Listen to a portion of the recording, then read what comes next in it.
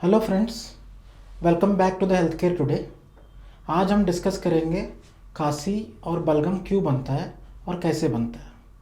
काफ़ी बार बलगम को आम आदमी भाषा में आप कफ बोलता है, बट हम इस वीडियो के दौरान आपको ये बोलना चाहते हैं वो क्यों बनता है और क्या कारण की वजह से वो बनता है, और हर चीज़ में आपको इलाज करना है नहीं करना है।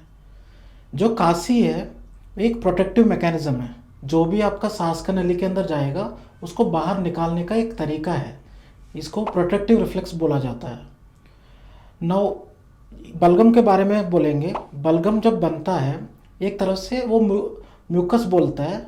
हमारा बॉडी में ना जैसे घर के अंदर झाड़ू होता है वैसे ही हमारा सांस का नली में छोटा छोटा झाड़ू जैसा चीज़ होता है जिसको हम सीलिया बोलते हैं। जब भी कोई फॉरेन बॉडी जाता है, बीट वायरस या बैक्टीरिया, कोई भी सांस का नली के अंदर जाता है, उस वो हमारा बॉडी का उस एरिया को इरिटेट करता है, जिस वजह से उधर बहुत सारी सूजन आता है, बहुत सारे सेल मटेरियल उधर इकट्ठा होता है, जिस वजह से बलगम बनता है।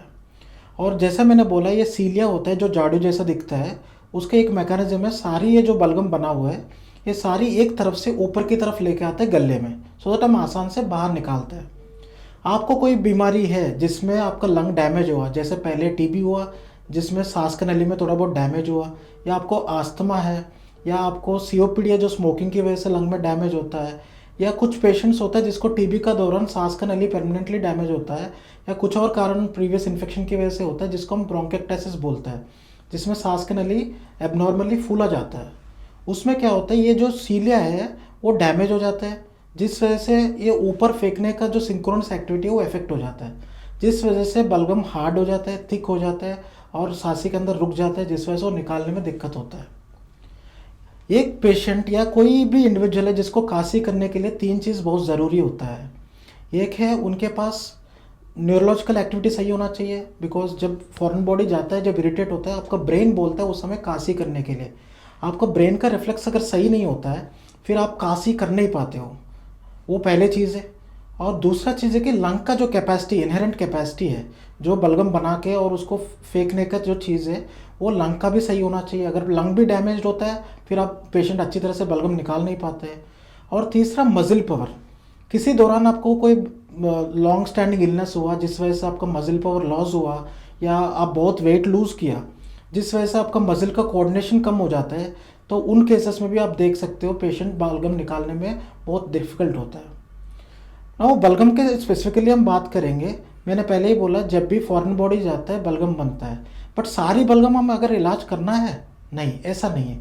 बहुत सारे वायरल इन्फेक्शन से, जैसे आजकल आप देख रहे हो वेदर चेंज की वजह से या सीजनल चेंज की वजह से जो हो रहा है, ये वायरल इन्फेक्शंस बोलता है। जब वायरल इन्फेक्शंस होता है, जब वायरस सांस का नली के अंदर जाता है, जैसे मैंने बोला है उस एरिया इरिटेट होता है और उधर सूजन इकट्ठा होता है, जिस वजह से बलगम बनता है। वो बलगम इतना स्टिकी होता है जिस वजह से वो वायरल पार्टिकल्स, जो भी उसके साथ एसोसिएटेड पार्टिकल्स फॉरेन बॉडीज जो होता है, वो सारी इकट्ठा एक बलगम रूप बनता है, जिस वजह से वो बाहर निकालने में आसान होता है। जब आपके पास वायरल इन्फेक्शन होता है, जैसा अभी सब लोग देख रहे हैं, उसमें आपको कोई भी एंटीबायोटिक या इलाज करने का ज़रूरत नहीं है। इसमें ज़्यादा से ज़्यादा आपको सिम्टोमेटिक रिलीफ देता है। हम अगर मान लो आपका गले खराब हुआ, जिस उसका इलाज करेंगे, या फीवर आ रहा है तो पैरासीटामोल लेने के लिए बोलता है। ऐसा वायरल केसेस में हम एंटीबायोटिक लेने का कोई फ़ायदा नहीं है। हाँ, अगर आपको वायरल इन्फेक्शन के बाद 5 दिन हो गया फिर भी आपको आराम नहीं मिल रहा है, फिर ज़रूर आप एक पल्मोनोलॉजिस्ट या फिजिशियन से मिल लीजिए। जब आपको वो एसेस करेगा, आपका गला चेक करेगा और आपका जो बलगम का कलर पूछेगा। स्पेसिफिकली हम आमतौर में ये है, पल्मोनोलॉजिस्ट ये डिसाइड करता है। वाइट कलर बलगम में हम यूजुअली एंटीबायोटिक प्रिस्क्राइब नहीं करते, उसको म्यूकॉइड एक्सपेक्टेशन बोलते हैं इंग्लिश में। उसमें हम एंटीबायोटिक प्रिस्क्राइब नहीं करते हैं। ये जो वाइट कलर है, ये येलो बन रहा है या पीला बन रहा है, उस समय हम आपको एंटीबायोटिक देता है, जिससे ये सूचित है कि वायरल इन्फेक्शन अब वायरल नहीं रहा, उसके ऊपर बैक्टीरियल इन्फेक्शन हो चुका है, जिसके दौरान आपका जो बलगम का रंग बदल रहा है। सो जब आपका बुखार उतर नहीं रहा है, या बलगम का रंग बदल रहा है, या काशी बार बार आ रहा है, उसी समय एक इंडिकेशन बनता है आपको एंटीबायोटिक खाने का।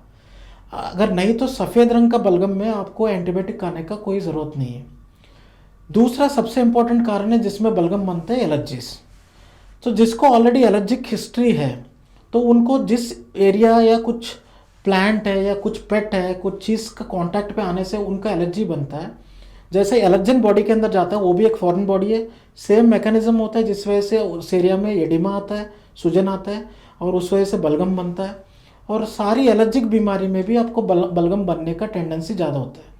बट एलर्जी में एक डिफरेंस ये होता है, आपका जो बलगम बनता है उसमें मैंने पहले भी बोला, एक सेल मटेरियल होता है फाइट करने के लिए। यूजुअली जब आपको इमीडिएट इन्फेक्शन होता है उसमें न्यूट्रोफिल्स ज़्यादा मिलता है। जैसे क्रॉनिक इन्फेक्शन होता है, जैसे टीबी जैसा, उसमें लिम्फोसाइट ज़्यादा मिलता है। बट एलर्जी में एक खासियत है कि आपका जो बलगम है उसमें इस्नोफिल्स होता है, एक तरीके का वाइट ब्लड सेल्स है जो एलर्जी का टैकल करता है। सो हम आपका बलगम का अगर जांच करेंगे, उसमें इस्नोफिल्स ज़्यादा मिलता है, उसमें आप हमें इनडायरेक्ट इंडिकेशन मिलता है आप एलर्जिक हो। आपको जेनेटिक हिस्ट्री हम देखते हैं, फिर आपको फैमिली हिस्ट्री के बारे में पूछते हैं, दैट आपके घर में कोई और ऐसा संबंधित व्याधि से पीड़ित है, फिर उसके हिसाब से हम आपको गाइड करते हैं आगे कैसे करना है। जब एलर्जिक खांसी होता है वो काफ़ी स्टिकी होता है, बिकॉज ईस्नोफिल्स क्या होता है, काफ़ी हार्ड होता है। काफ़ी बार आप ये भी देख सकते हैं बलगम में पतला पतला थ्रेड जैसा मटेरियल दिखता है, उसको क्रशमन स्पायरल्स बोलता है। ये सारी ईस्नोफिल्स का सेडिमेंट है, जिसका दौरान आपको एंटी एलर्जिक्स मेडिसिन देते हैं हम, जिससे आप आराम मिल जाएगा। उसमें भी आपको मोस्ट केसेस में एंटीबायोटिक नहीं प्रिस्क्राइब किया जाता है। आपको काशी या बलगम बन रहे 5 से 7 दिन आप रुक जाइए। सफ़ेद बलगम है तो, अगर अपफ्रंट आपको खून आ रहा है या पीला रंग में बलगम आ रहा है, आप इमिडिएटली डॉक्टर के संपर्क में रहिए। कुछ जांच करेगा, देखेगा कोई निमोनिया तो नहीं हुआ, तो वंस वो होएगा तो हम आपको एंटीबायोटिक प्रिस्क्राइब करेंगे। आम मोटा मोटा मैं ये बोलता हूँ 5 से 7 दिन तक आप वेट कर सकते हैं अगर आप सफ़ेद बलगम है तो। अगर बलगम का रंग बदल रहा है तो आप डॉक्टर का कांटेक्ट पे आइए, जिससे आपको एंटीबायोटिक दिया जाएगा और जल्दी से जल्दी ठीक हो जाएगा। हम रखें आपका ख्याल।